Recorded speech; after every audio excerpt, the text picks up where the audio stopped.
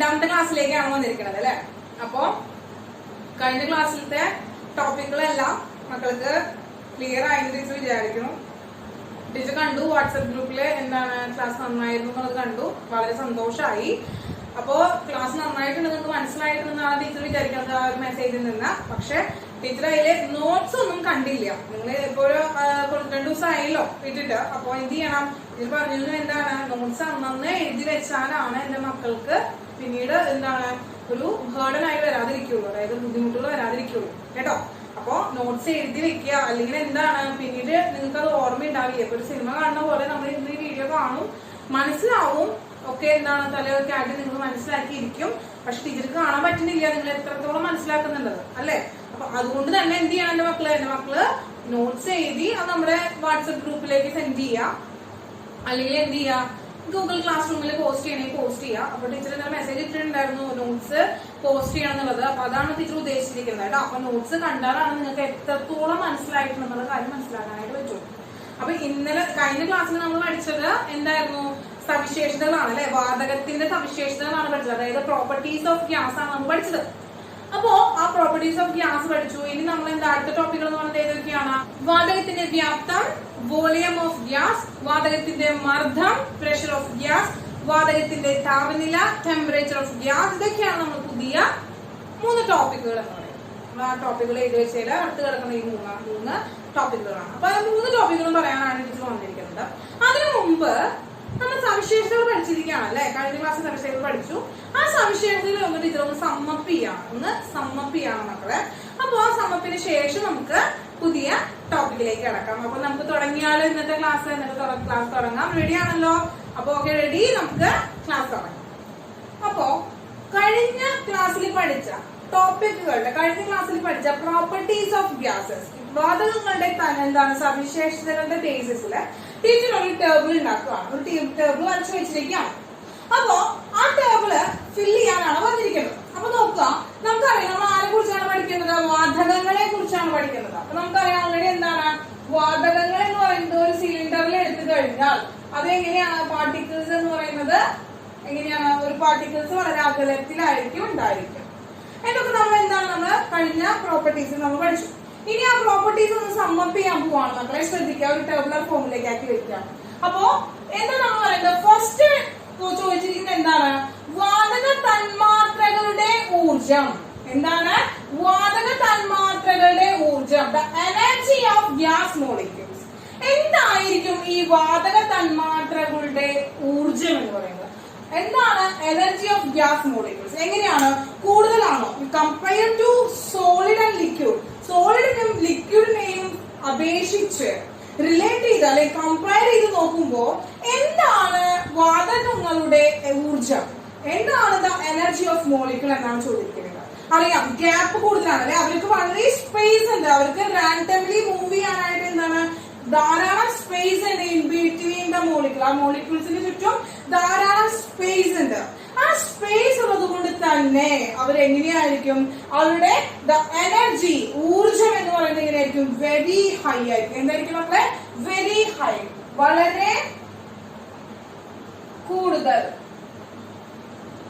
അഥവാ എന്താണ് very high, very high energy ആയിരിക്കും ദ പാർട്ടിക്കിൾസ് ഓഫ് എന്താണ് ഗ്യാസ്, അല്ലെങ്കിൽ ദ മോളിക്യൂൾസ് ഓഫ് ഗ്യാസ് എന്ന് പറയുന്നത് വെരി ഹൈ എനർജിയിലായിരിക്കും ഓക്യുപ്പൈ ചെയ്യുന്നുണ്ടായിരിക്കും. കിട്ടിയല്ലോ? ഇനി രണ്ടാമത്തെ കാര്യം ചോദിച്ചു, രണ്ടാമത്തെ പ്രോപ്പർട്ടി പറഞ്ഞിരിക്കുകയാണ് എന്താ, തന്മാത്രകളുടെ അകലം. അത് ഇന്റർമോളിക്കുലർ സ്പേസ്. എന്താണ് മക്കളെ, ഇന്റർമോളിക്കുലർ സ്പേസ് എന്ന് നമുക്ക് ഒറ്റ വാക്കിൽ പറയാനായിട്ട് പറ്റും. അല്ലെങ്കിൽ എന്താണ്, the space between the molecule.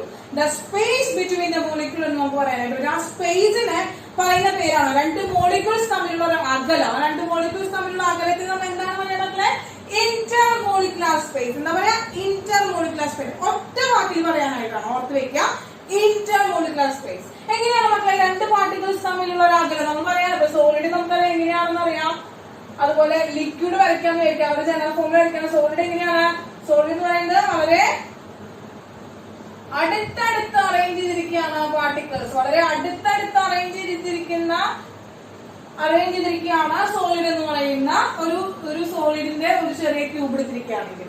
ഇനി ലിക്വിഡ് എടുത്തിരിക്കുകയാണ്. ലിക്വിഡിന്റെ ജനറൽ റെപ്രസെന്റേഷൻ വരയ്ക്കുകയാണെങ്കിൽ എന്താണ്? ഇതാണ് ലിക്വിഡിന്റെ ജനറൽ റെപ്രസെന്റേഷൻ എന്ന് പറയുന്നത്. ലിക്വിഡിന്റെ ജനറൽ റെപ്രസെന്റേഷൻ എന്ന് പറയുന്നത്. അപ്പോ സോളിഡിലുള്ള ഇന്റർമോളിക്കുലർ സ്പേസ്, രണ്ട് മോളിക്യൂൾസ് തമ്മിലുള്ള അകലം എന്ന് പറയുന്നത് വളരെ കുറവാണ്, നെഗ്ലിജിബിൾ ആണ്. ലിക്വിഡിലേക്ക് വരുമ്പോ കുറച്ചും കൂടി എന്ത് ചെയ്യുന്നു? ഇൻക്രീസ് ചെയ്ത് വരുന്നു. ഗ്യാസിലെത്തുമ്പോ ഇതെന്താണ് മക്കളെ? സോളിഡ് ആണ്, അതായത് ഖരം. ഇത് ലിക്വിഡ് ആണ്, അപ്പൊ എന്താണ് മക്കളെ? ദ്രാവകം. ഇതെന്താണ് മക്കളെ? ഗ്യാസ് അഥവാ എന്താണ്? വാതകം. അതിന്റെ റെപ്രസെന്റേഷൻ ആണ് ഇതിരിക്കുന്നത്.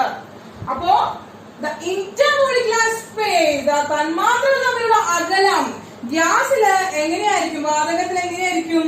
Very high. ശ്രദ്ധിച്ചു നോക്കുക, എങ്ങനെ കാണാനില്ലേ? അവർ തമ്മിലുള്ള അകലം വളരെ കൂടുതലാണ്. എന്താണ് മക്കളെ?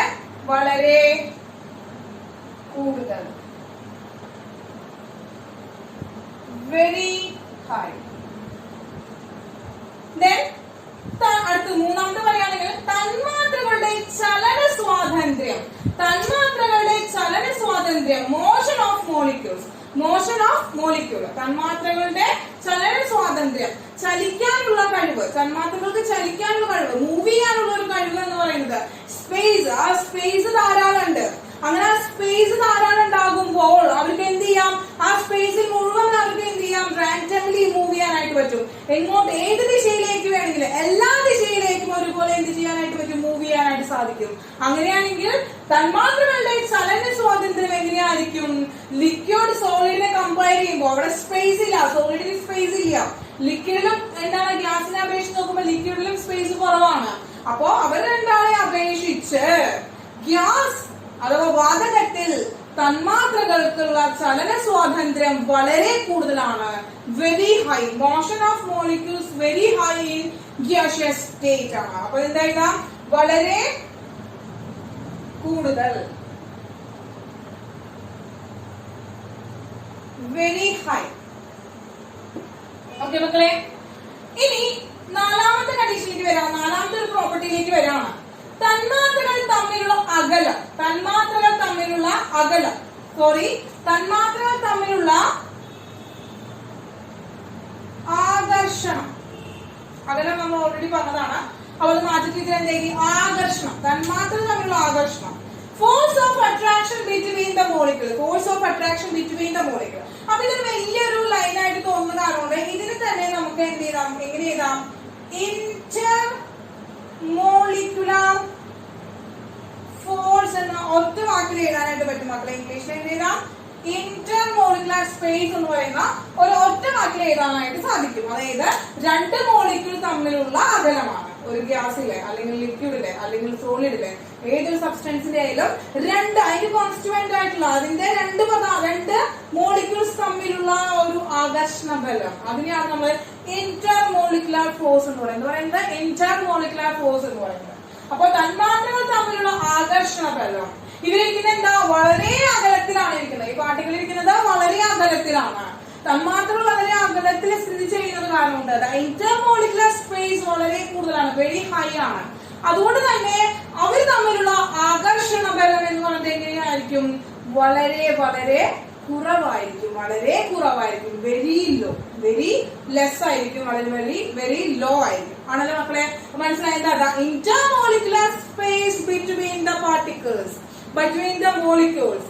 അതുകൊണ്ട് തന്നെ എന്താണ്? വെരി ഹൈ ആണ്. Intermolecular space between the molecule is very high. Therefore, intermolecular force of attraction എങ്ങനെയായിരിക്കും? Very low. അവർ ഇൻവേഴ്സ്ലി പ്രൊപ്പോർഷണൽ ആണ് മക്കളെ. അപ്പൊ നമുക്ക് എന്ത് ചെയ്താം? വളരെ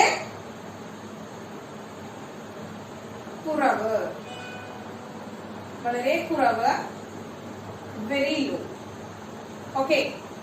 അപ്പോ ടീച്ചർ പറഞ്ഞത് ഇവർ തമ്മിലൊരു കണക്ഷൻ റിലേഷൻഷിപ്പ് ഉണ്ടാവും. പഠിക്കുകയാണെങ്കിൽ ഇന്റർമോളിക്കുലർ സ്പേസ് IMS എന്ന് എഴുതി, ഇന്റർമോളിക്കുലർ സ്പേസ് എന്ന് എഴുതി. ഇന്റർമോളിക്കുലർ സ്പേസ് എന്ന് പറയുന്നത് is directly proportion to 1 intermolecular force of attraction. Intermolecular force of attraction അത് നിങ്ങൾ ഓർത്തു വെക്കാനായിട്ടാണ്. എന്താണ്? തന്മാത്രകൾ തമ്മിലുള്ള അകലം എങ്ങനെയാണ്?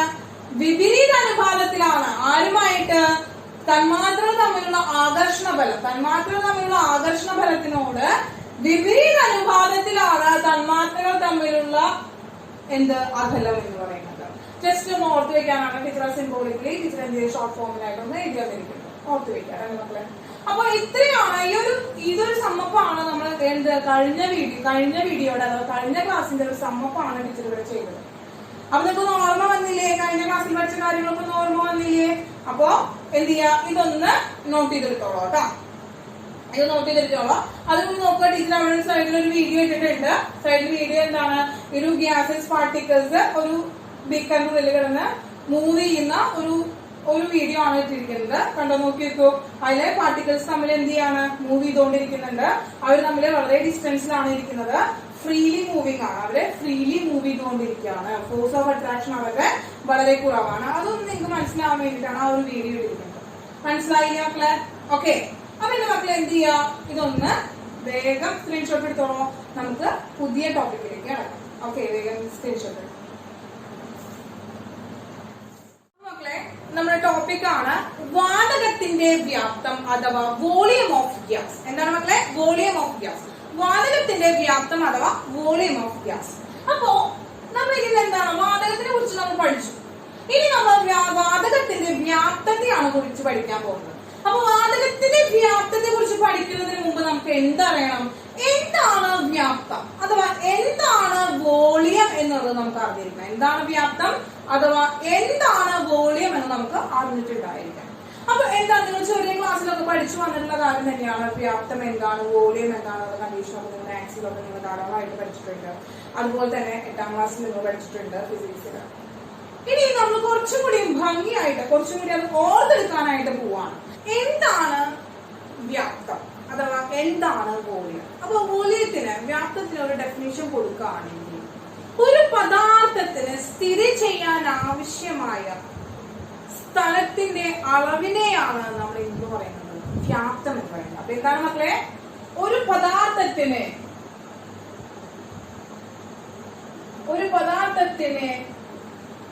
സ്ഥിതി ചെയ്യാൻ ആവശ്യമായ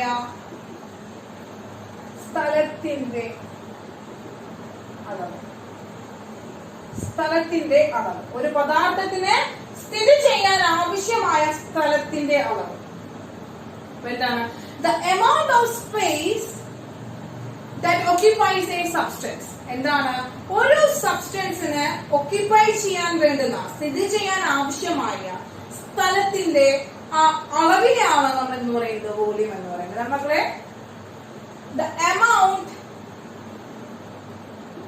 of space that a substance occupies. ഒരു സബ്സ്റ്റൻസ് ഒക്യുപ്പൈ ചെയ്യാൻ വേണ്ടുന്ന, അഥവാ സ്ഥിതി ചെയ്യാൻ, ഒക്യുപ്പൈസ് എന്ന് വെച്ചാൽ എന്താ, സ്ഥിതി ചെയ്യുക എന്നുള്ളതാണ് മീനിങ്. അപ്പൊ ഒരു സബ്സ്റ്റൻസ് സ്ഥിതി ചെയ്യാൻ ആവശ്യമായ സ്ഥലത്തിന്റെ അളവിനെയാണ് നമ്മൾ എന്ന് പറയുന്നത് വ്യാപ്തം അഥവാ വോളിയം എന്ന് പറയുന്നത്. ഓക്കെ. അപ്പൊ നമ്മളിവിടെ പഠിക്കാൻ പോകുന്നത് എന്താണ്, വാതകത്തിന്റെ വ്യാപ്തം അഥവാ വോളിയം ഓഫ് ഗ്യാസ്. അങ്ങനെ വരുമ്പോൾ ടീച്ചർ എന്ത് ചെയ്തിട്ടുണ്ട്, ടീച്ചർ ഒരു 1 ലിറ്റർ സിലിണ്ടർ എടുത്തിരിക്കുകയാണ്. 1 ലിറ്റർ ആയിട്ടുള്ള ഒരു സിലിണ്ടർ എടുത്തിരിക്കുകയാണ്. ഈ 1 ലിറ്റർ സിലിണ്ടറില്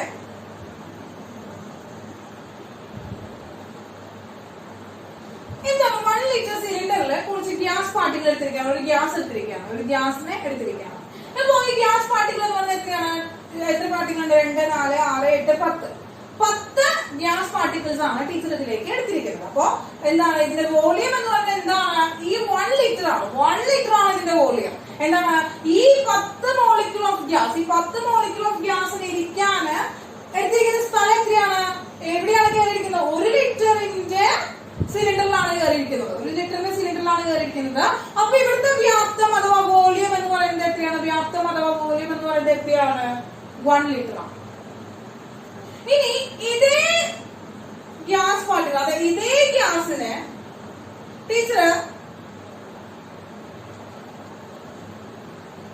1/2 ലിറ്റർ എന്താണ്, 1/2 ലിറ്റർ വോളിയത്തിലേക്ക്, 1/2 ലിറ്റർ വോളിയം ഉള്ള ഒരു സിലിണ്ടറിലേക്ക് നിറയ്ക്കാൻ പോവുകയാണ്. അപ്പൊ ഇവിടെ നിന്ന് എന്ത് ചെയ്തു, ഇവിടെ നിന്ന് ഇങ്ങോട്ട് എന്ത് ചെയ്തു, ഇതിനെ ട്രാൻസ്പോർട്ട് ചെയ്തു, ഇങ്ങോട്ട് നിറയ്ക്കാൻ പോവാണ്. അങ്ങനെ അങ്ങോട്ട് നിറയ്ക്കുമ്പോ 1 ലിറ്റർ ആണ്, അപ്പൊ 1/2 ലിറ്റർ ആണ് ഉള്ളത്, 1/2 ലിറ്റർ ആണ്. അപ്പൊ 1 ലിറ്റർ എന്ന് പറഞ്ഞാൽ എത്രയാണ്, 1000 മില്ലി ലിറ്റർ ആണ് ഉണ്ടാവുക പോലെ. 1 ലിറ്റർ എന്ന് പറഞ്ഞാൽ എത്രയാണ് നമ്മളെ 1000 മില്ലി ലിറ്റർ ആണ്. അപ്പൊ 1/2 ലിറ്റർ എന്ന് പറഞ്ഞാൽ എത്രയാണ്, 1000/2 എത്രയാണ്, 500 മില്ലി ലിറ്റർ ആണ്. അപ്പൊ 500 മില്ലി ലിറ്ററിന്റെ ഒരു സിലിണ്ടറിലേക്കാണ് നമ്മൾ എന്ത് ചെയ്യാൻ പോകുന്നത്, ഈ 1 ലിറ്ററിൽ എടുത്ത വാതകത്തിനെ, ഗ്യാസിനെ നിറയ്ക്കാൻ പോകുന്നത്. അപ്പൊ എന്ത് ചെയ്തു, 2 പാർട്ടികൾ വന്നു, 3 പാർട്ടികൾ വന്നു, വീണ്ടും 2 പാർട്ടികൾ വന്നു, 3 പാർട്ടികൾ നിറഞ്ഞു. ഇനി വരാൻ പാർട്ടികൾ ഉണ്ടോ അവിടെ, ഇല്ല. അതായത് കംപ്ലീറ്റ് ഗ്യാസും എങ്ങോട്ട് കടന്നു, കംപ്ലീറ്റ് ഗ്യാസും ഈ 500 ml അഥവാ 1/2 ലിറ്റർ സിലിണ്ടറിലേക്ക് കടന്നു, 1/2 ലിറ്ററിന്റെ സിലിണ്ടറിലേക്ക് കടന്നു. ഇനി ഇവനെ തന്നെ ടീച്ചർ എന്ത് ചെയ്യാണ്, ഒരു 5 ലിറ്ററിന്റെ എന്താണ് ഒരു സിലിണ്ടറിലേക്ക്, ഇതേ ഗ്യാസിനെ തന്നെ 5 ലിറ്ററിന്റെ ഒരു സിലിണ്ടറിലേക്ക് എന്ത് ചെയ്യാൻ പോവാണ്, ടീച്ചർ മാറ്റാൻ പോവാണ്. അപ്പൊ 5 ലിറ്റർ എന്ന് പറയുമ്പോൾ എത്രയാണ് മക്കളെ, 1 ലിറ്റർ എന്ന് പറഞ്ഞാൽ എത്രയാണ്, 1000 മില്ലി ലിറ്റർ ആണ്. 5 ലിറ്റർ എന്ന് പറയുമ്പോൾ എന്താണ്, 5 × 1000 എത്ര വന്നു, 5000 മില്ലി ലിറ്റർ. എത്ര വന്നു മക്കളെ, 5000 മില്ലി ലിറ്റർ എന്ന് പറഞ്ഞു. അപ്പോ ഇവരെന്ത് ചെയ്തു, ഇതിൽ നിന്ന് ഇങ്ങോട്ട് മാറ്റി.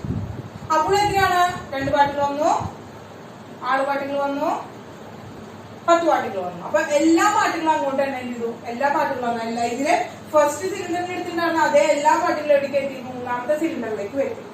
അതായത് എന്താണ്, 5 ലിറ്ററിലേക്ക് എടുത്തു, 5 ലിറ്ററിലേക്ക് എടുത്തു. അപ്പൊ നോക്കൂ മക്കളെ, ഇതിന് എന്താണ് മനസ്സിലായത്,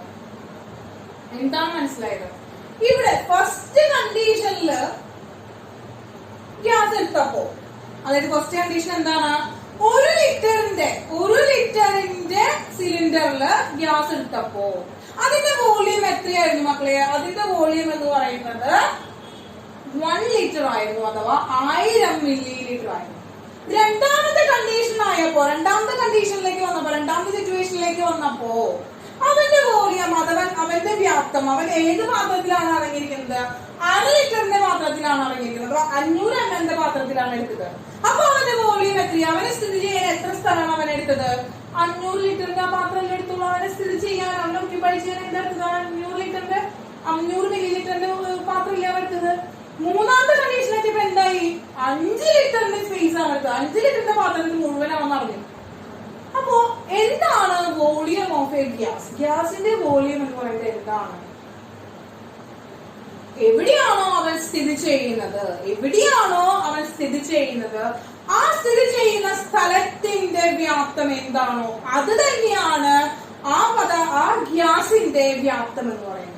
എന്താണ് മക്കളെ, അപ്പൊ ഒരു വോളിയം ഓഫ് എ ഗ്യാസ് അല്ലെങ്കിൽ വാതകത്തിന്റെ വ്യാപ്തം എന്ന് പറഞ്ഞാൽ എന്താണ്, അവൻ സ്ഥിതി ചെയ്യുന്ന സ്ഥലത്തിന്റെ വ്യാപ്തം, അവൻ സ്ഥിതി ചെയ്യുന്ന സ്ഥലത്തിന്റെ വോളിയം, അത് തന്നെയാണ് വാതകത്തിന്റെ വ്യാപ്തം എന്ന് പറയുന്നത്. ഫസ്റ്റ് കണ്ടീഷനിൽ അവൻ കാണിച്ചത് 1 ലിറ്റർ ആണ്, രണ്ടാമത്തെ കണ്ടീഷനിൽ അവൻ കാണിച്ചത് 1/2 ലിറ്റർ ആണ്, മൂന്നാമത്തെ കണ്ടീഷനിൽ അവൻ 5 ലിറ്ററിന്റെ സ്പേസിലാണ് കയറിയിരുന്നത്. അപ്പോൾ അവൻ സ്ഥിതി ചെയ്യുന്ന സ്ഥലത്തിന്റെ വ്യാപ്തം എന്താണോ അതാണ് അവന്റെ വോളിയം. ആരുടെ വോളിയം, വാതകത്തിന്റെ വോളിയം. കിട്ടിയില്ലേ? അപ്പൊ നമുക്ക് അതിന്റെ ഡെഫിനേഷൻ എഴുതാം. എന്ത് എഴുതാം, വാതകത്തിന്റെ വ്യാപ്തം അഥവാ വോളിയം ഓഫ് ഗ്യാസിന്റെ ഡെഫിനേഷൻ എഴുതാം. എന്താണ്, വാതകത്തിന്റെ വ്യാപ്തം അത് സ്ഥിതി ചെയ്യുന്ന പദാർത്ഥത്തിന്റെ വ്യാപ്തമായിരിക്കും. എന്താണ്, volume of gas is the volume of its container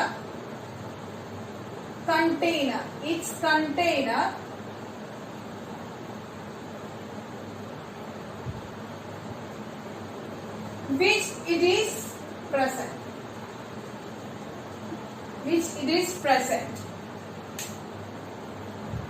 പിന്നെ എന്താ പറയുന്നത്, ആ വോളിയം എന്താണ്, വാതകത്തിന്റെ വ്യാപ്തം അഥവാ വോളിയം ഓഫ് ഗ്യാസ് എന്ന് പറയുന്നത് അവനെടുത്തിരിക്കുന്ന പദാർത്ഥത്തിൽ, അവനെടുത്തിരിക്കുന്ന പാത്രത്തിന്റെ വ്യാപ്തമാണ്. അപ്പൊ ഫസ്റ്റ് കണ്ടീഷനിൽ ഇവിടെ ഇതേ ഗ്യാസിന്റെ എത്ര വ്യാപ്തം, വോളിയം 1 ലിറ്റർ ആണ്. രണ്ടാമത്തെ കണ്ടീഷനിലെ 1/2 ലിറ്റർ ആണ്. മൂന്നാമത്തെ കണ്ടീഷനിലെ 5 ലിറ്റർ ആണ്. അതായത് എന്താണ്, volume of gas is not definite volume ഉണ്ടാവില്ല.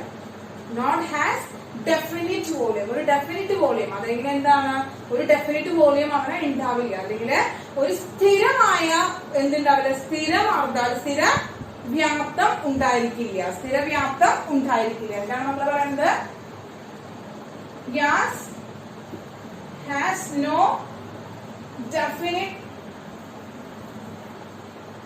Gas do not have definite volume.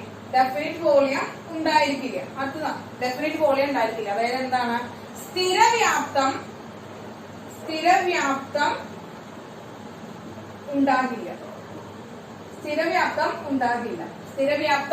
ഉണ്ടാകില്ല. അതാണ് പറയുന്നത്.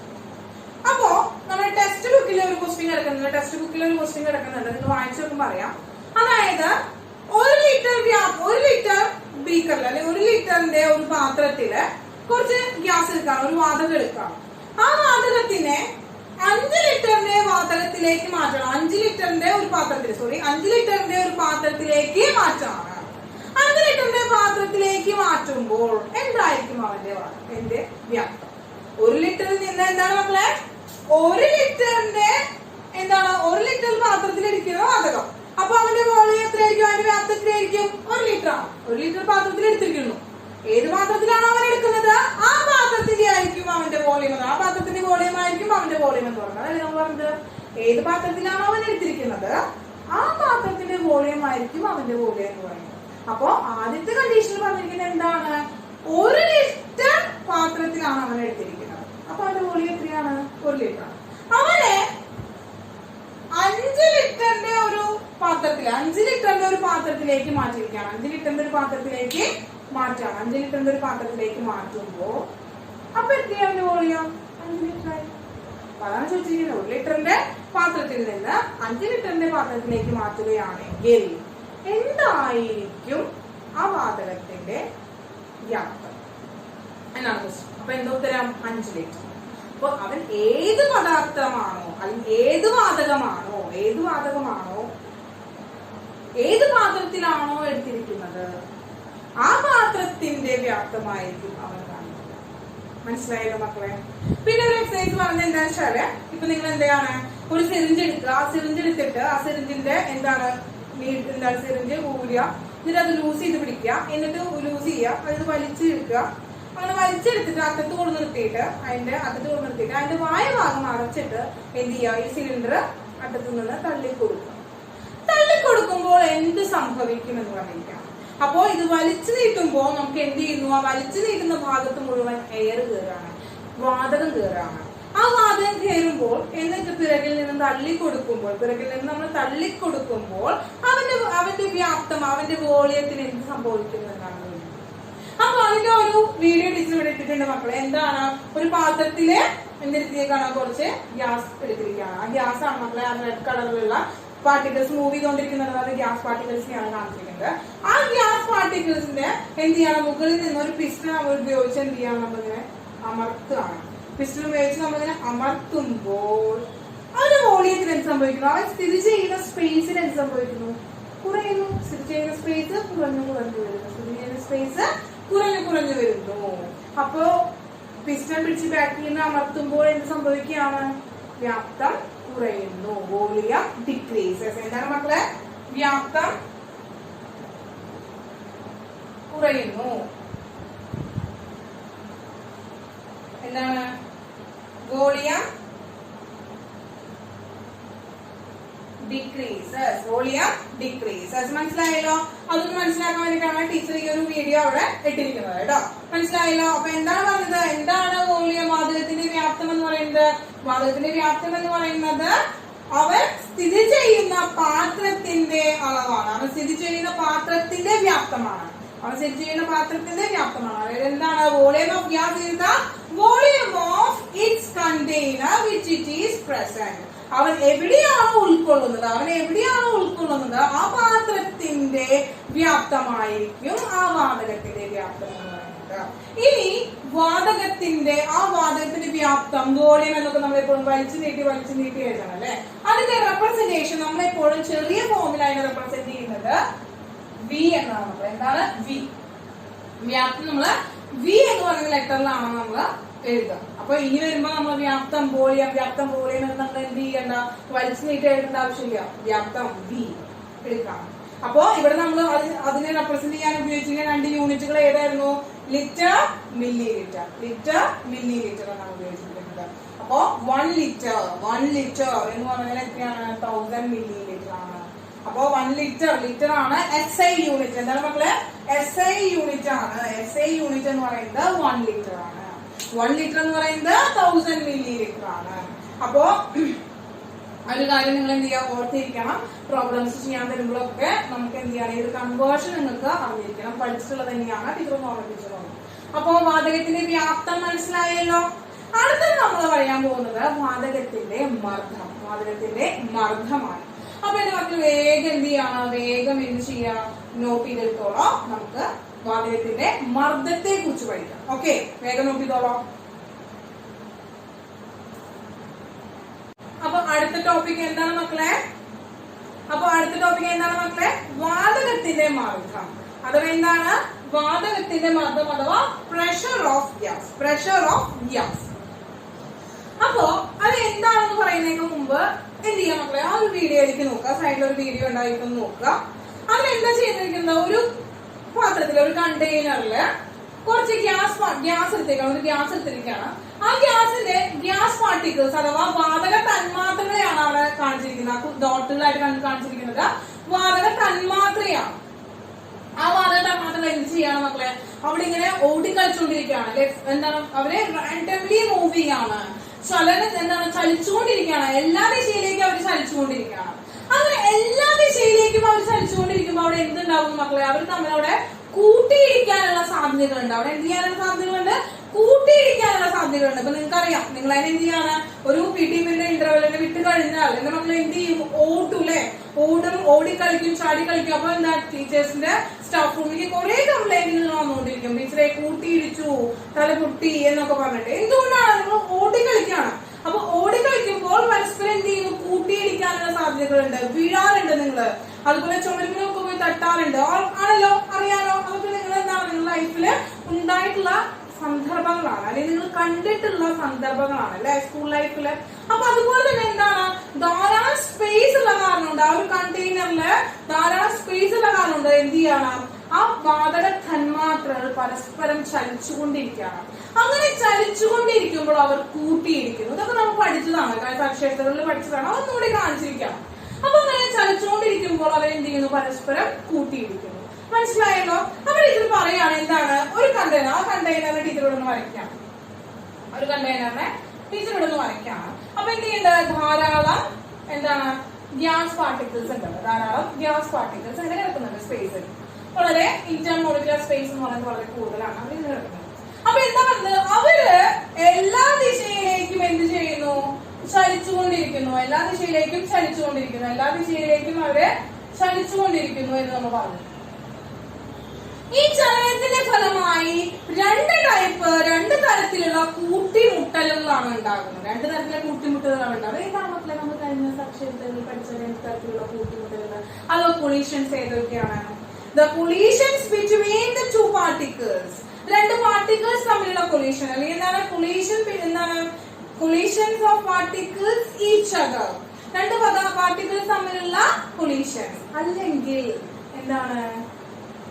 collision between a particle and the walls of container. പാർട്ടിക്കിളും വാതക തന്മാത്രയും പാത്രത്തിന്റെ ഭിത്തിയും തമ്മിലുള്ള കൊളീഷൻ. അങ്ങനെ 2 തരം കൊളീഷൻ ആണ് കേട്ടോ. നമ്മൾ ഓൾറെഡി പഠിച്ചതാണ്. അപ്പൊ ഏതൊക്കെയാണ് കൊളീഷൻ? 2 ടൈപ്പ് കൊളീഷൻ ആണ് മക്കളെ. കൂട്ടിമുട്ടലുകൾ. കൂട്ടിമുട്ടലുകൾ, രണ്ട് തരത്തിലുള്ള കൂട്ടിമുട്ടലുകൾ ഏതൊക്കെയാണ്? ഒന്ന് എന്താണ്?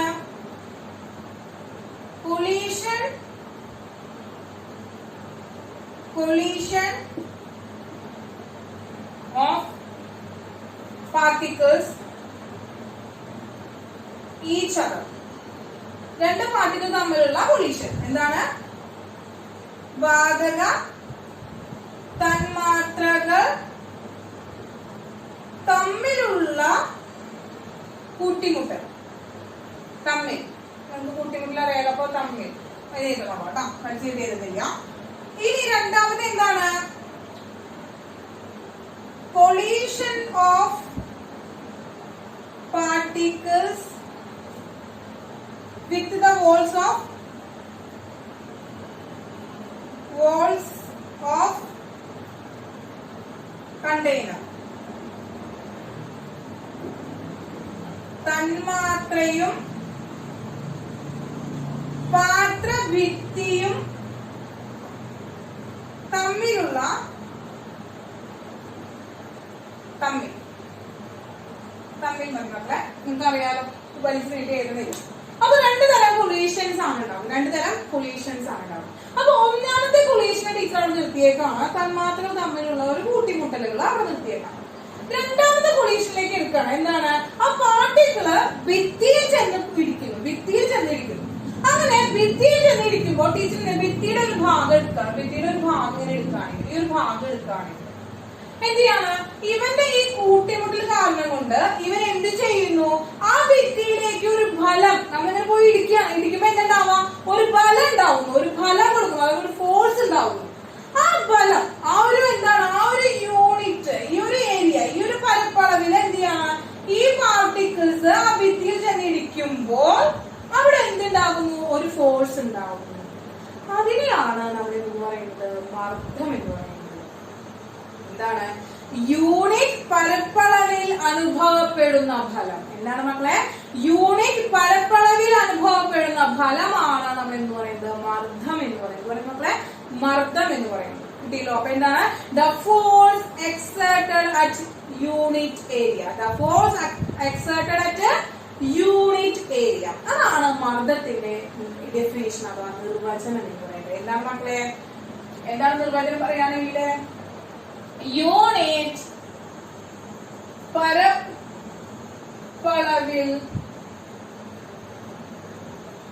അനുഭവപ്പെടുന്ന ഫലം. എന്താണ്? The force exerted per unit ഏരിയയിൽ, അതായത് യൂണിറ്റ് പരപ്പളവിൽ അനുഭവപ്പെടുന്ന ഫലം. കണ്ടോ? ഈ ഒരു ഭാഗത്ത് അനുഭവപ്പെടുന്ന ഫലം. അതായത് അപ്പൊ മൊത്തം ഈ ഒരു കണ്ടെയ്നറിന്റെ മർദ്ദം കണ്ടുപിടിക്കാൻ എന്താ? ഇവിടെ ഈ മൊത്തം ഏരിയയിൽ അഥവാ ഈ മൊത്തം പരപ്പളവിൽ അനുഭവപ്പെടുന്ന ടോട്ടൽ ആകെ ഫലം ചെയ്താൽ മതിയല്ലോ. അപ്പൊ എന്താണ്? അപ്പൊ നമുക്ക് എന്ത് കിട്ടി? ഇതാണ് പ്രഷർ എന്ന് കിട്ടി. അപ്പൊ പ്രഷർ അഥവാ മർദ്ദത്തിന് ഒരു ഇക്വേഷൻ കിട്ടുകയാണെങ്കിൽ, ആ ഒരു നിർവചനത്തിന് നമ്മളൊരു മാത്തമാറ്റിക്കൽ ഫോമിലേക്ക്, ഒരു ഗണിതത്തിന്റെ രൂപത്തിലേക്ക് നമ്മൾ മാറ്റുകയാണെങ്കിൽ എന്താണ് കിട്ടുക? മർദ്ദം ഇസ് ഈക്വൽ ടു എന്താണ്? യൂണിറ്റ് പരപ്പളവിൽ അനുഭവപ്പെട്ട ആകെ ഫലം ബൈ പ്രതലത്തിന്റെ അല്ലെങ്കിൽ എന്താണ്? പരപ്പളവ്. നിങ്ങൾ എന്റെ മക്കൾ എന്താ വലിച്ചു നീട്ടുന്നു പഠിക്കണം, മനസ്സിലാക്കി വെച്ചോ. എന്താണ്? യൂണിറ്റ് പരപ്പളവിൽ അനുഭവപ്പെട്ട ആകെ ഫലം ഡിവൈഡഡ് ബൈ പരപ്പളവ്. അപ്പോൾ യൂണിറ്റ് പരപ്പളവിൽ അനുഭവപ്പെട്ട ആകെ ഫലം എന്ന് പഠിക്കേണ്ട എന്താണ്? മർദ്ദം ഇസ് ഈക്വൽ ടു ഫലം ബൈ പരപ്പളവ് എന്ന് പഠിക്കാനായിട്ട് പറ്റും. അപ്പൊ എന്താണ് മക്കളെ? pressure is equal to area exerted per area എന്താണ് മക്കളെ? ഫോഴ്സ് ആണ്. Force exerted per unit area divided by, നമുക്ക് വേണമെങ്കിൽ ഇവിടെ എന്ത് ചെയ്താം, total area, total force exerted per unit area divided by area. അപ്പൊ ഫോഴ്സിന് നിങ്ങൾ പണ്ട് പഠിച്ചിട്ടുള്ളതാണല്ലേ, ചെറിയ ക്ലാസ് പഠിച്ചിട്ടുള്ള ഫോഴ്സ് അഥവാ ഫലം എന്ന് പറയുന്നത് എന്താണ്, എഫ് എന്ന ലെറ്റർ കൊണ്ടാണ് ഡിനോട്ട് ചെയ്യുക, ഏരിയ നമ്മൾ എ എന്ന് പറയുന്ന ലെറ്റർ കൊണ്ടാണ് ഡിനോട്ട് ചെയ്യുക. അപ്പൊ പ്രഷറിനെ നമ്മൾ ഇനി എന്ത് ഡിനോട്ട് ചെയ്താൽ മതി, പ്രഷറിനെ നമ്മൾ എന്താണ് പി എന്ന് പറയുന്ന ലെറ്റർ കൊണ്ട് ഡിനോട്ട് ചെയ്യുന്ന പ്രഷറിനെ അഥവാ മർദ്ദത്തിനെ നമ്മൾ ഇനി മുതൽ എന്താണ് പി എന്ന് പറയുന്ന ലെറ്റർ കൊണ്ടാണ് ഡിനോട്ട് ചെയ്യാനായിട്ട് റെപ്രസെന്റ് ചെയ്യാനായിട്ട് പോകുന്നത്. അപ്പൊ എന്ത് കിട്ടി, P is equal to F by A ആണ്. നമ്മൾ എന്താണ് P is equal to F by A ആണ്. അപ്പൊ ഇതിന്റെ യൂണിറ്റ് പറയുകയാണ് നമ്മൾ എന്താ യൂണിറ്റ് അല്ലെ, ഇതിനൊരു പ്രോബ്ലം ചെയ്ത് കഴിഞ്ഞാല് ഒരു മർദ്ദം കിട്ടി കഴിഞ്ഞാല് അവനൊരു യൂണിറ്റ് ഇട്ട് കൊടുക്കണം. യൂണിറ്റ് ഇല്ലെങ്കിൽ അവർക്കൊക്കെ പേടിയ, യൂണിറ്റ് ഉണ്ടാവില്ല. നമ്മൾ എന്താ ഒറ്റയ്ക്ക് ഇട്ട് കൊടുക്കാനായിട്ട് പാടില്ല, ഒരു വാല്യൂവിന് നമ്മൾ എന്താണ് ഒറ്റയ്ക്ക് ഇട്ട് കൊടുക്കാനായിട്ട് പാടില്ല, അവന് പേടിയോ. അപ്പൊ നമ്മൾ എന്ത് ചെയ്യണം, ഒപ്പം ഒരു യൂണിറ്റ് ഇട്ട് കൊടുക്കണം. ആ യൂണിറ്റ് എന്താണ്, ഫോഴ്സിന്റെ യൂണിറ്റ് എന്താണ് മക്കളെ, ഫോഴ്സിന്റെ യൂണിറ്റ് എന്ന് പറയുന്നത് ന്യൂട്ടൺ ആണ്.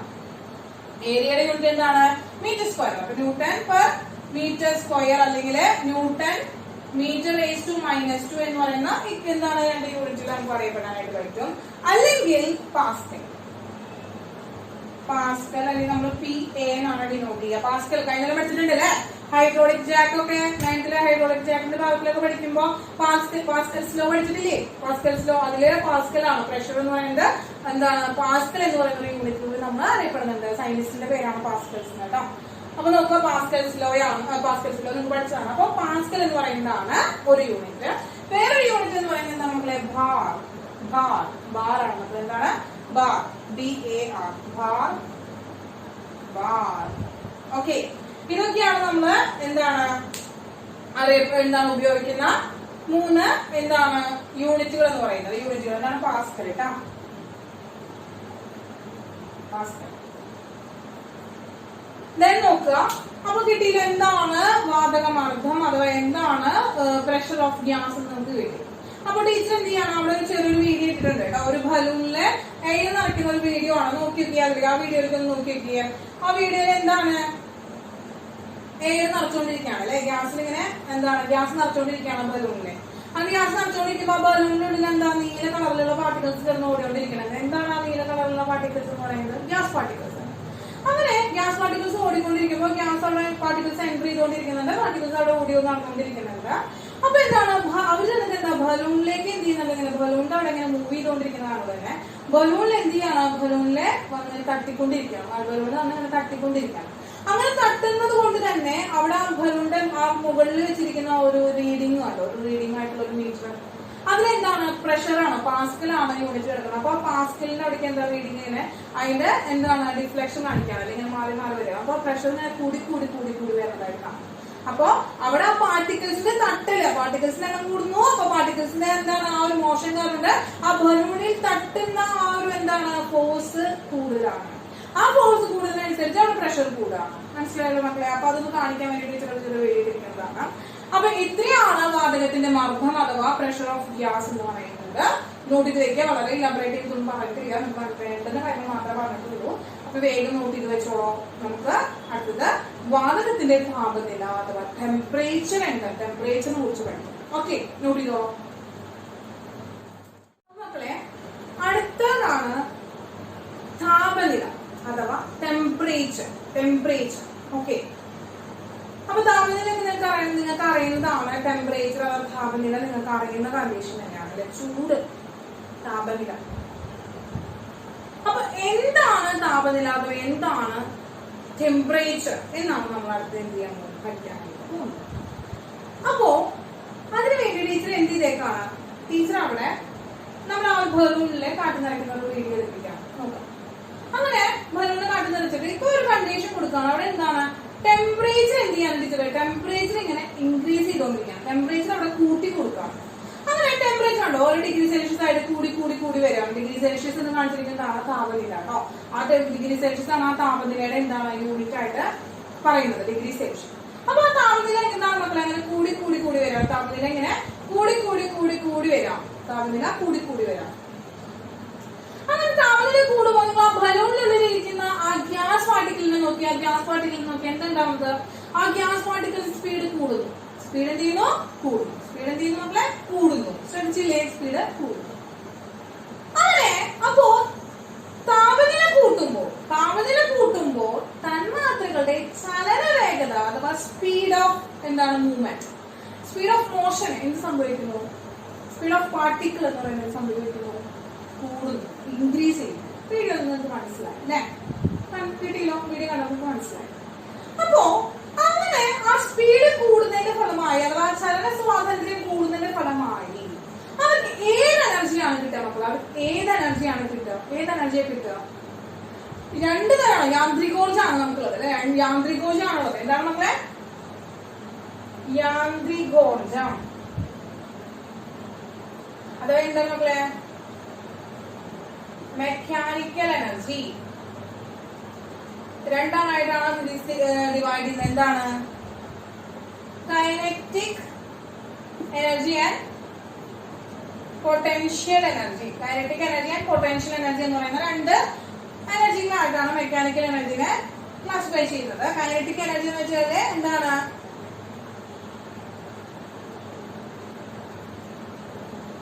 ഗതികോർജം. പൊട്ടൻഷ്യൽ എനർജി എന്താണ് മക്കളെ? സ്ഥിതികോർജം. നിങ്ങൾക്ക് അറിയുന്ന കാര്യം തന്നെയാണ്. പൊട്ടൻഷ്യൽ എനർജി എന്താണ്? സ്ഥിതികോർജമാണ്. കൈനറ്റിക് എനർജി എന്നത് ഗതികോർജം. അപ്പൊ എന്താണ് സ്ഥിതികോർജം? ഒരു വസ്തു, ഒരു സബ്സ്റ്റൻസ് അല്ലെങ്കിൽ ഒരു പദാർത്ഥം സ്ഥിതി ചെയ്യുമ്പോൾ, റെസ്റ്റിലിരിക്കുമ്പോൾ, സ്റ്റേബിൾ ആയിട്ടിരിക്കുമ്പോൾ ഉണ്ടാകുന്ന എനർജിയാണ്. അതായത് മൂവ് ചെയ്യാതിരിക്കുമ്പോൾ, റെസ്റ്റ് ചെയ്തിരിക്കുമ്പോൾ ഉണ്ടാകുന്ന എനർജിനെയാണോ എന്ന് പറയുന്നത് പൊട്ടൻഷ്യൽ എനർജി അഥവാ സ്ഥിതികോർജം എന്ന് പറയുന്നത്. ആണല്ലോ മക്കളെ? അപ്പോൾ എന്താണ് ഗതികോർജം അഥവാ കൈനറ്റിക് എനർജി? എന്താണ് ഗതികോർജം അഥവാ kinetic energy? Energy due to the motion, move ചെയ്തുകൊണ്ട് അഥവാ ചലിച്ചുകൊണ്ടിരിക്കുമ്പോൾ ഉണ്ടാകുന്ന ചലനമാണ്. എന്താണ്? ചലിച്ചുകൊണ്ടിരിക്കുമ്പോൾ ഉണ്ടാകുന്ന എനർജിയാണ് നമ്മൾ ഗതികോർജം എന്ന് പറയുന്നത്. അപ്പൊ നമ്മളോട് എന്ത് ചെയ്യണം മക്കളെ? ടെമ്പറേച്ചർ കൊടുത്തോണ്ടിരിക്കണം. മക്കളെ വീഡിയോ ടെമ്പറേച്ചർ കൊടുത്തോണ്ടിരിക്കണം. അങ്ങനെ ടെമ്പറേച്ചർ കൊടുത്തോണ്ടിരിക്കുമ്പോൾ അവിടെ എന്താണ്? ചലനം കൂടുന്നു, ചലന സ്വാതന്ത്ര്യം കൂടി വരുന്നു. എന്ത് സംഭവിക്കും? ചലന സ്വാതന്ത്ര്യം കൂടി വരുന്നു. Increase the freedom. എന്താണ്? Speed of the particle. Increase the speed of the particle. പാർട്ടിക്കിൾസിന്റെ സ്പീഡ് ഇൻക്രീസ് ചെയ്തുകൊണ്ടിരിക്കുകയാണ്. അങ്ങനെ സ്പീഡ് ഇൻക്രീസ് ചെയ്യുമ്പോൾ, ചലനം കൂടുമ്പോൾ, ചലന സ്വാതന്ത്ര്യം കൂടുമ്പോൾ എന്ത് സംഭവിക്കുന്നു? ഗതികോർജം കൂടുന്നു. എന്ത് ചെയ്യുന്നു മക്കളെ? ഗതികോർജം കൂടുന്നു. അപ്പൊ എന്താ കിട്ടിയത്? താപനില കൂടുന്നു. താപനില കൂടുന്നു. താപനില കൂടിയപ്പോൾ നമുക്ക് എന്ത് കിട്ടി? ചലന സ്വാതന്ത്ര്യം കൂടി. ചലന സ്വാതന്ത്ര്യം കൂടുന്നു. അതെന്താണ്? Temperature TEMP temperature increases. നിങ്ങൾ ഫുൾ ആയിട്ട് എഴുതി വെക്കണം. Teacher temperature TEMP temperature increases. Temperature increases എന്ത് ചെയ്തു? സ്പീഡ് ഓഫ് പാർട്ടിക്കിൾസ് ഇൻക്രീസസ് ആണ്. ആണല്ലോ മക്കളെ? വീഡിയോ നോക്കുക, കാണാനില്ലേ? എന്താണ്? ടെമ്പറേച്ചർ ഇൻക്രീസ് ചെയ്തപ്പോ സ്പീഡ് കൂടിക്കൊണ്ടിരിക്കുകയാണ്. ടെമ്പറേച്ചർ ഇൻക്രീസ് ചെയ്തപ്പോ സ്പീഡ് കൂടിക്കൊണ്ടിരിക്കുകയാണ്. അങ്ങനെ സ്പീഡ് കൂടുമ്പോൾ ചലന സ്വാതന്ത്ര്യം കൂടുമ്പോൾ, വേഗത കൂടുമ്പോൾ എന്താണ്? ചലന സ്വാതന്ത്ര്യം കൂടുമ്പോൾ വേഗത കൂടുന്നു. എന്ത് കൂടുന്നു മക്കളെ? എന്താണ്? വേഗത കൂടുന്നു. ചലന സ്വാതന്ത്ര്യം കൂടുന്നു, വേഗത കൂടുന്നു. അതിന്റെ ഫലമായിട്ട് അവിടെ എന്തുണ്ടാകുന്നു? ഗതികോർജത്തിന് എന്ത് മാറ്റം സംഭവിക്കുന്നു? കൈനറ്റിക് എനർജിക്ക് എന്ത് സംഭവിക്കുന്നു? കൈനറ്റിക് എനർജി ഇൻക്രീസ് ചെയ്യുന്നു. എന്ത് ചെയ്യുന്നു മക്കളെ? ഗതികോർജം കൂടുന്നു. ഗതികോർജം കൂടുന്നു. അഥവാ എന്താണ്? കൈനറ്റിക് എനർജി ഇൻക്രീസസ് എന്നാണ്. കൂടി വരുന്നു. റൈസസ് എന്ന് കാണിക്കാൻ പറ്റും. ഇൻക്രീസസ്. നിങ്ങൾ ഇൻക്രീസസ് തന്നെ എഴുതിക്കോളട്ടോ മക്കളെ. അപ്പോ ഗതികോർജം കൂടുന്നു, കൈനറ്റിക് എനർജി കൂടുന്നു.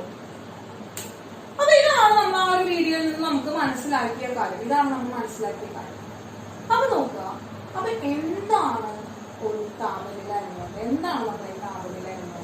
അപ്പൊ താപനിലയ്ക്ക് ഒരു നിർവചനം കൊടുക്കുകയാണെങ്കിൽ, അഥവാ ഒരു ഡെഫിനിഷൻ കൊടുക്കുകയാണെങ്കിൽ, ഒരു പദാർത്ഥത്തിലെ തന്മാത്രകളുടെ ശരാശരി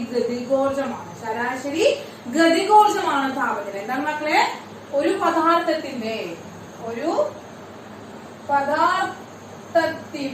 പദാർത്ഥത്തിന്റെ ശരാശരി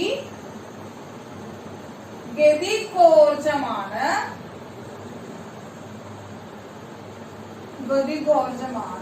താപനില. The average kinetic energy of molecules in a substance.